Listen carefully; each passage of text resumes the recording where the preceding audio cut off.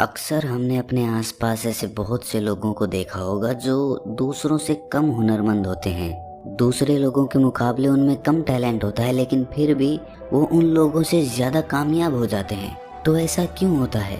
क्या उनकी किस्मत अच्छी थी या फिर ऊपर वाले ने उनका साथ दिया?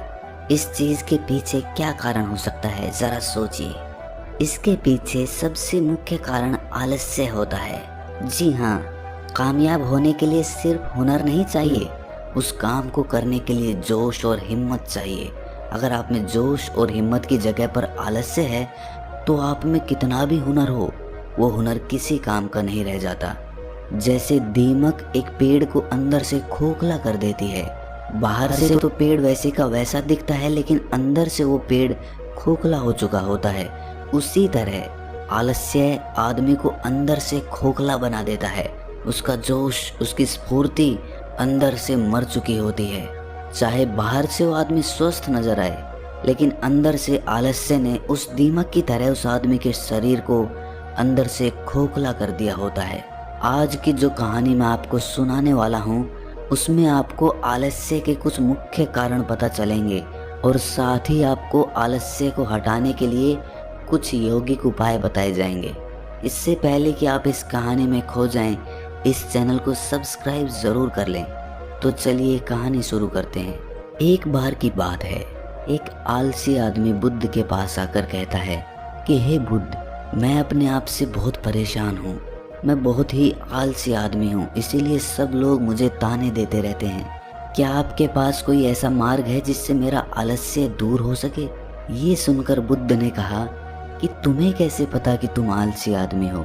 इस बात का उत्तर देते हुए वो आदमी बोला कि हे बुद्ध, सब लोग मुझसे कहते रहते हैं कि तू बहुत आलसी आदमी है, तुझसे कोई काम ठीक से नहीं होता, तू हर काम को टालता रहता है और भी ना जाने क्या क्या बातें कहते रहते हैं। यहाँ तक कि मेरे परिवार के लोग भी मुझे आलसी आदमी कहकर पुकारते हैं। ये सुनकर बुद्ध उस आदमी से पूछते हैं कि तुम्हारे पास आलसी होने का कोई प्रमाण है? क्या तुम ये सिद्ध कर सकते हो कि तुम एक आलसी आदमी हो? ये सुनकर वो आदमी कहता है कि हे बुद्ध, मैं कभी भी सुबह जल्दी नहीं उठ पाता और हर काम को टालता रहता हूँ। मुझे लगता है कि आलसी होने के लिए ये प्रमाण काफ़ी होगा। इस आदमी की बातें सुनकर बुद्ध कहते हैं कि आलस्य को समझने के लिए हमें ये जानना होगा कि आलस्य क्या है और वो किसी आदमी के शरीर में कैसे जन्म लेता है। अगर कोई आदमी किसी काम में पूरा मन नहीं लगा पा रहा, उसमें उस काम के प्रति जोश नहीं है, उत्साह नहीं है, तो उसका कारण आलस्य होता है। आलस्य जोश और उत्साह का विपरीत होता है। इसे समझने के लिए हमें ये जानना अति आवश्यक है कि आलस्य आदमी के शरीर में दो स्तर पर जन्म लेता है, शारीरिक स्तर और मानसिक स्तर। ये कहते हुए बुद्ध ने उसे समझाना शुरू किया कि सबसे पहले शारीरिक स्तर पे आलस्य को समझते हैं। इसके बाद बुद्ध ने अपने धम्म के भिक्षुओं की तरफ इशारा करते हुए कहा कि तुम ज़रा गौर से इन भिक्षुओं का चलना, उठना, बैठना और लेटना देखो। इन भिक्षुओं के चलने में एक तालमेल होता है, एक लय होती है, एक आनंद होता है। और जब ये बैठने की मुद्रा में होते हैं तो इनकी रीढ़ की हड्डी सीधी होती है और गर्दन थोड़ी सी उठी हुई होती है। और वहीं पर जब ये लेटते हैं तो इनका पूरा शरीर एकदम शांत और स्थिर होता है। और वहीं जब एक आलसी आदमी चलता है तो वो एकदम झुका हुआ, थका थका और बिना आनंद के चल रहा होता है। याद रखो, 70% आलस्य हमारे उठने, बैठने, चलने और लेटने से तय होता है। अगर हम अपनी इन अवस्थाओं को समझ लेते हैं और होशपूर्वक चलने, उठने और बैठने का अभ्यास करते हैं, प्रयत्न करते हैं, तो हमारा 70% आलस्य दूर हो जाता है। शारीरिक स्तर पर आलस्य का दूसरा मुख्य कारण होता है सही नींद ना लेना। अक्सर हमें पता ही नहीं होता कि हमें कितनी देर सोना है। याद रखो, एक मानव शरीर को सीमित समय की नींद लेनी चाहिए। अगर वो सीमित समय से ज़्यादा नींद लेता है तो भी वो आलस्य का शिकार होगा, और अगर वो सीमित समय से कम नींद लेता है तो वो आलस्य का शिकार होता ही है। ये सुनकर वो आदमी बोला कि हे बुद्ध, एक मानव शरीर को कितनी नींद लेनी चाहिए? इसका उत्तर देते हुए बुद्ध ने कहा कि एक मानव शरीर को 6 से 8 घंटे की नींद लेनी चाहिए।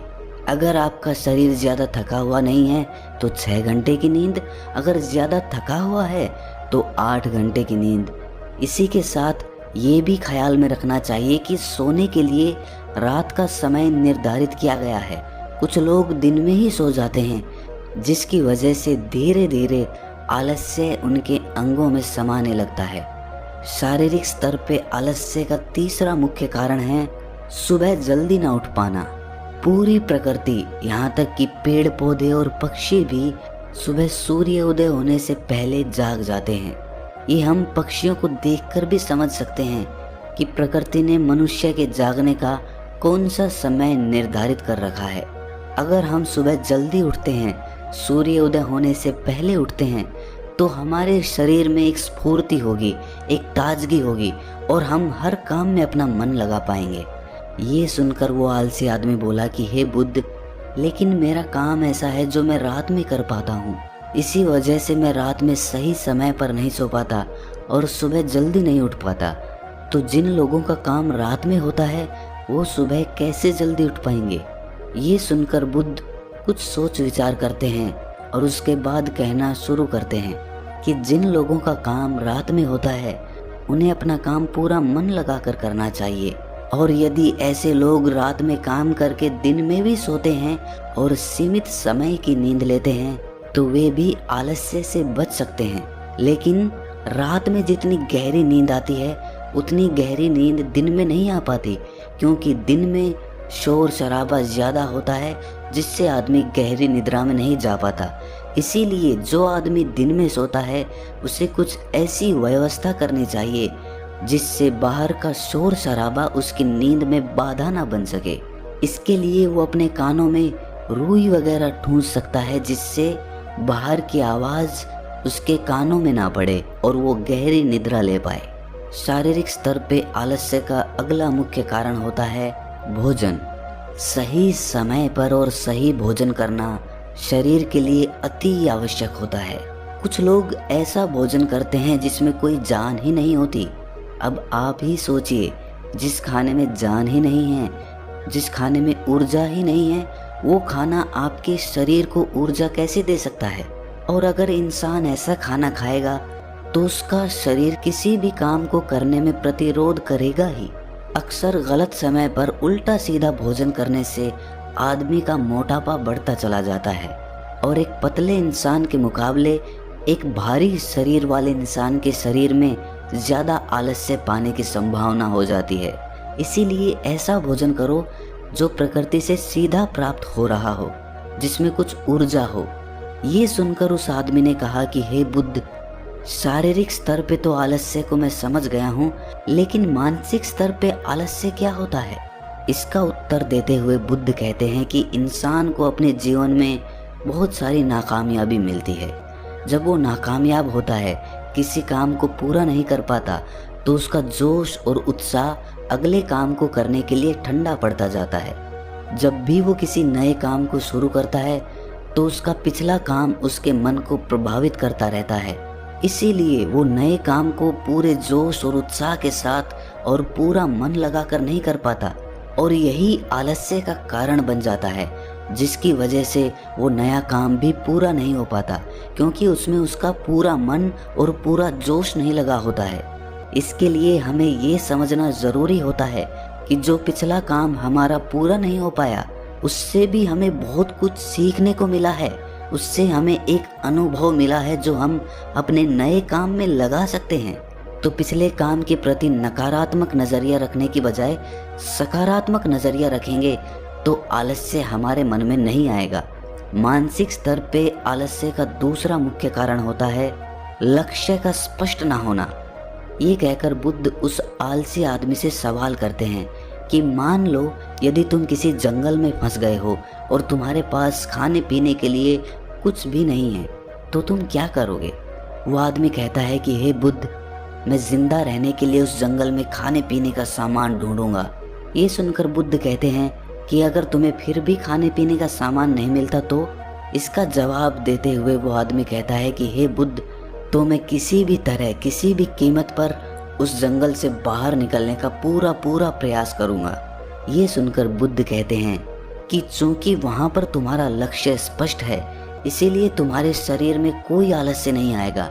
उस समय तुम्हें पता होता है कि तुम्हारे शरीर के लिए अभी सबसे ज्यादा जरूरी खाना पीना ढूंढना है।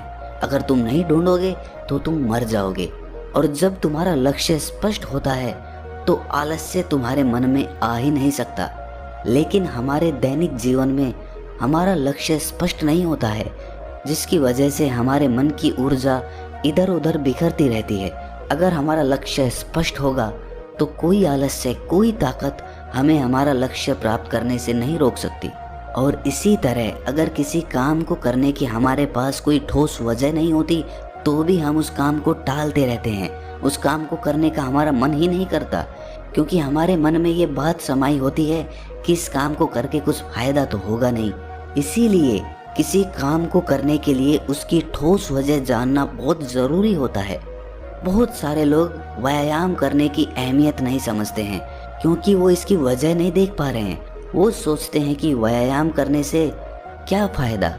लेकिन जो आदमी दूरदर्शिता रखता है, जो ये देख पाता है कि अगर मैं आज व्यायाम नहीं करूँगा तो भविष्य में मेरा शरीर कितने रोगों से ग्रस्त हो सकता है, तो ऐसे आदमी के पास स्पष्ट लक्ष्य भी होता है और ठोस वजह भी होती है, और इसीलिए वो लोग व्यायाम भी करते रहते हैं। मानसिक स्तर पर आलस्य का अगला मुख्य कारण होता है आलसी लोगों का साथ।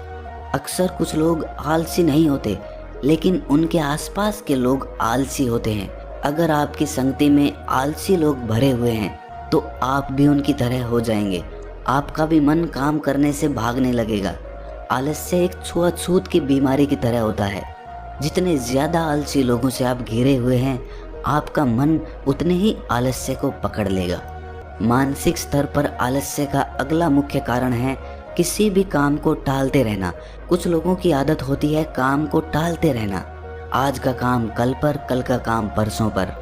हमें ये महसूस भी नहीं होता कि धीरे धीरे यही हमारी आदत बन जाती है, और ये काम को टालने की आदत धीरे धीरे आपको आलसी बना देती है। इसीलिए किसी भी काम को कल पर मत टालो। और सबसे आखिर में बुद्ध ने कहा कि किसी भी काम को करने के लिए आपके पास उम्मीद होनी चाहिए, उत्साह और जोश होना चाहिए। हर काम को नया काम समझ के करना चाहिए।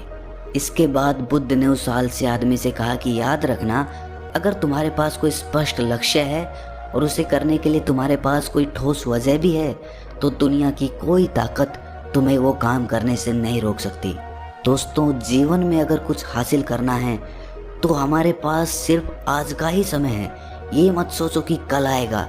ये मानकर चलो कि हमें जीने के लिए सिर्फ ये 24 घंटे मिले हैं। इन 24 घंटों में मरने से पहले मैं क्या कर सकता हूँ, ये समझ लीजिए कि एक एक सेकंड मिलकर एक मिनट बनता है, और एक एक मिनट मिलकर एक घंटा बनता है, और घंटे दर घंटे एक पूरा दिन बनता है। तो हमारे लिए सबसे ज़्यादा ज़रूरी वो सेकंड है जिनसे पूरा दिन बना हुआ है। इसीलिए अपनी किसी भी सेकंड को बर्बाद मत करो, क्योंकि एक बार जो घड़ी बीत गई वो वापस लौट कर कभी नहीं आती। तो दोस्तों, कैसी लगी आपको ये कहानी कमेंट सेक्शन में ज़रूर बताना, और अच्छी लगी तो इस चैनल को सब्सक्राइब ज़रूर कर लेना। तो मिलते हैं अगली कहानी में, तब तक के लिए अपना ख्याल रखें।